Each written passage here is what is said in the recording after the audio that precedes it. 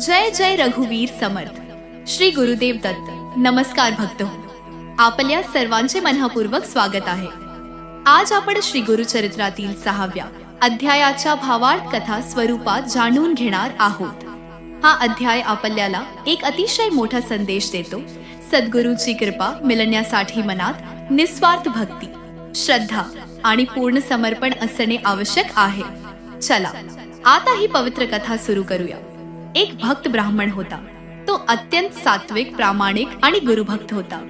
त्याच्या जीवनात अनेक अडचणी होत्या, पण त्याच्या मनात कधीही गुरुविषयी शंका आली नाही. तो नेहमी म्हणायचा, माझे गुरु माझ्यासोबत आहेत, योग्य वेळी तेच माझे रक्षण करतील. दिवसेंदिवस त्याची गुरुभक्ती वाढत गेली. तो निस्वार्थ भावाने सेवा करत राहिला. त्याला कोणत्याही फलाची अपेक्षा नव्हती. त्याच्यासाठी गुरूंचे चरण सर्वस्व होते. श्रीपाद श्रीवल्लभ भक्तांच्या मनातील प्रत्येक भावना जाणत होते.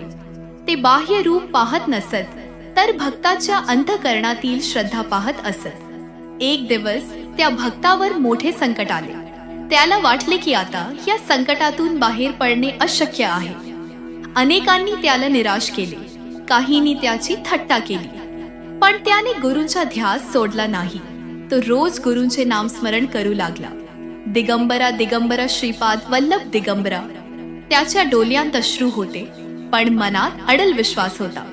भक्ताची परीक्षा आता संपत आली होती.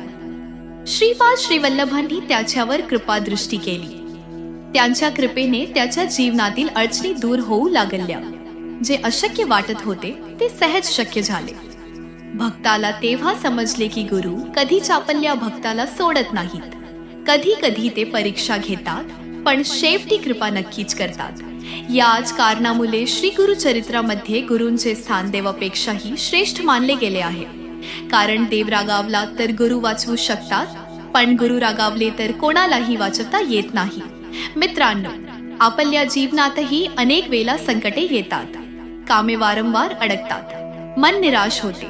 अशा वेळी आपण घाबरून न जाता गुरूंवर विश्वास ठेवायला हवा. गुरूंची कृपा मिळवण्यासाठी मोठमोठे यज्ञ करण्याची गरज नाही. फक्त मनापासून नामस्मरण करा, प्रामाणिकपणे वागा, इतरांना मदत करा आणि श्रद्धा कधीही सोडू नका. श्रद्धा आणि सबुरी हीच गुरुभक्तीची खरी ओळख आहे. या अध्यायातून आपल्याला 5 महत्त्वाचे संदेश मिळतात. गुरूंवर पूर्ण विश्वास ठेवा, संकटातही नामस्मरण सोडू नका. निस्वार्थ सेवा हीच खरी पूजा आहे. गुरु भक्ताची परीक्षा घेतात, पण त्याला कधीच सोडत नाहीत. गुरुकृपेने अशक्यही शक्य होते. भक्त हो, जर आपणही मनापासून श्री गुरुदेव दत्त किंवा दिगंबरा दिगंबरा श्रीपाद वल्लभ दिगंबरा या मंत्राचा जप केला, तर गुरूंची कृपा नक्कीच आपल्या जीवनावर राहते. आजच्या हा 6व्या अध्यायाचा भावार्थ तुम्हाला आवडला असेल तर व्हिडिओला लाईक करा, शेअर करा आणि आपल्या चॅनेलला सबस्क्राईब करायला विसरू नका. शेवटी सर्वांनी मनोभावे म्हणूया, श्री गुरुदेव दत्त. दिगंबरा दिगंबरा श्रीपाद वल्लभ दिगंबरा. धन्यवाद.